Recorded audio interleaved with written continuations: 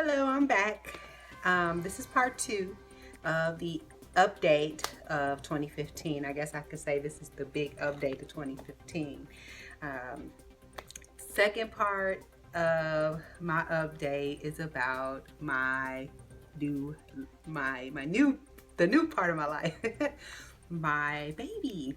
So I'm gonna share with you all the story about my baby. If you've been following me for a while, you already know at one point of my life, when I was 19, I was diagnosed with something called PCOS, which is polycystic ovarian syndrome. I was told I would never be able to have children. If I did want children, it would be very difficult for me to have children.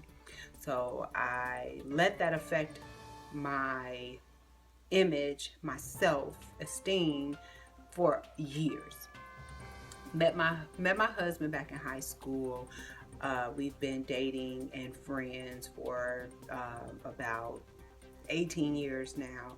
I always wanted to have a child with him. So it really hurt me when we were married for 7 years and nothing. Well, 6 years and nothing. But I had the twins. They're biologically his, but they're technically mine. If that makes sense. And if you want to, you can go back to the video where I said deadbeat moms, and you'll understand why we have them. So I got a little down on myself and did not want to even think about artificial insemination, didn't want to even think about adoption. I knew it. I said, you know what? I'm gonna have a baby. I don't care what these doctors tell me. Back in 2010, they told me no. Back in 2011, they told me no. Every doctor I went to told me no. It would be damn near impossible. One doctor had hope, but he instructed me that I would need assistance, okay? Like fertility drugs. Didn't want to do that. So it's so funny because my husband told me back in 2014, the New Year's of 2014, bringing in 2014, that I was belligerently drunk, which I rarely drink now. He told me that I was just like, gonna have my baby. I'm gonna have a baby. 2015, January, I'm very sick, first day of tax season. I'm like, what the hell is going on? My body does not feel right. Something is not right. And my cycles had never been regular, so I did not even think when Christmas came and I didn't have a cycle. January came and it wasn't until I could not eat. Period. I mean, it wasn't to the point to where I was throwing up. I just could not eat. I was eating crackers and drinking Sprite. That was the only thing that was sufficing for meals. So January 23rd, never forget it, a client walks in my office smelling so horrible, and I threw up in my mouth. I've never done that off of a smell. I knew. I said, you know what? Something is not right. I'm not waiting till my birthday, because my husband and I had agreed that we would not find out until around my birthday. We would wait to see if I would pick up weight. Walked down to CVS. Came back. Serviced the client. Went to the restroom. Took the test and fell out. I mean, before I could even turn around and flush the toilet or wash my hands, the test was a digital one and it came up positive. I cried. I took a picture of the test, sent it to my husband. I serviced another client, and then I was getting ready to go home. So I called my husband. I'm like, did you read my text? Did you see my picture? And he's like, no, you sent me a picture or something? I'm like, yeah, you didn't see it? I'm gonna hang up, let you look at it, and you call me back. So he calls me back. I hear screaming in the background, the twins. Everyone's excited. My husband's like, that's your test? Oh my God. So boom, I'm pregnant. And it seems like immediately I started to show. I started to get really, really big quite fast. And he set really low. So I started wearing maternity clothes fairly early, maybe like in my third or fourth month of pregnancy. So yes, I was one of those mothers that went through the entire summer pregnant. But honestly, you all, it was It was not bad at all. It really wasn't. There were some days, and I was like, okay, this heat is ridiculous. But I didn't really get extremely huge until the end, when it was about August. That's when I got really, really big. August. So August 20th, I'm laying. August 19th, I go to the doctor for my 39-week checkup.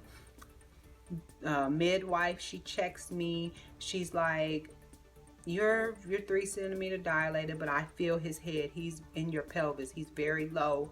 You're gonna have him within the week. Cool.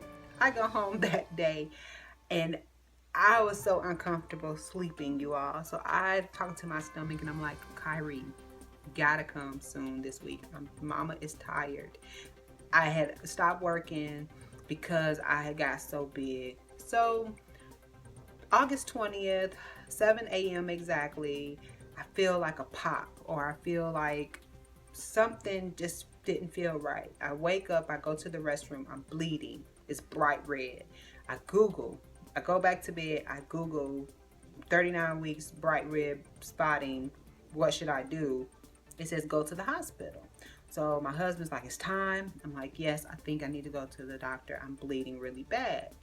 Okay, I call my friend. She's like, did your water break? I'm like, no, I heard a pop, but it wasn't, no water. She's like, okay, let's go to the hospital. On the way to the hospital, if you know Atlanta traffic in the morning and afternoons, you know I got stuck in traffic. So it took us about 30 minutes to get to the hospital.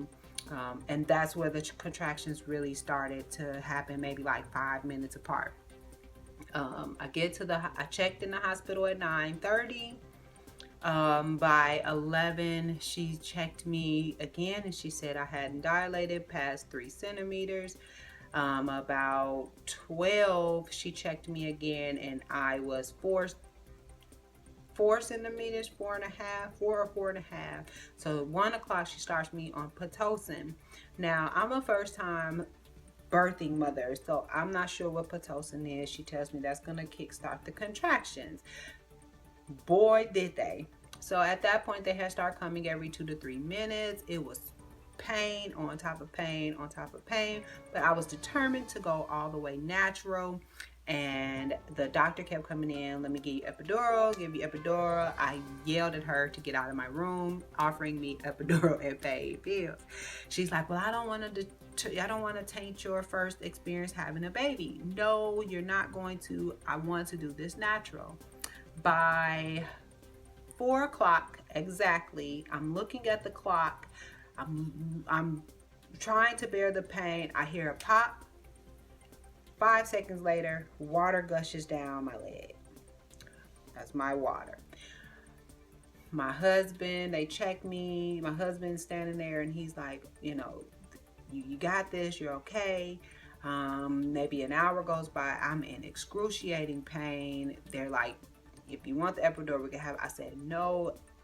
They checked me again. I'm 7 centimeters. They didn't want to tell me because they wanted me to have an epidural because they saw the pain that I was having cold sweats, hot sweats. I was crying. I was doing that. I was blowing. I wasn't really breathing correctly. So they wanted to give me the epidural, but so they didn't want to tell me how close I was. Well, my husband's built up. My husband like, baby, you got this. You're 7 centimeters. I'm like, oh, I'm 7 centimeters. I got this. She's like, oh, there's going to be about 2 to 4 more hours. 30 minutes later, Mr. Kyrie says, screw y'all, I'm coming. I started to push. I couldn't find my doctor. I did not care. 6:12 exactly. The midwife delivers him. 7 pounds, 2 ounces. I was speechless. My husband was speechless. I'm still speechless to this day. I cannot fathom that I've given birth. I still can't believe it. He is a joy to me. I'm loving every minute. I'm just so blessed to speak into existence my child, my son. So I hope that my story has inspired someone that is out there trying to get pregnant.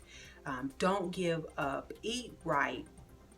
Exercise. And that is a key that I think played into me getting pregnant. Exercising on a regular, consistent basis and changing my diet dramatically. I believe those two things really brought on my son. He's asleep right now, and Lord knows I don't want to wake him up, but I really would like to share him with you all. So maybe in another video I'll be able to actually have him, but for now I will show you all some pictures. So thanks for listening to my story. I hope I inspire someone, and stay tuned. I'll be able to do more videos now, and maybe he'll be in a couple. Deuces.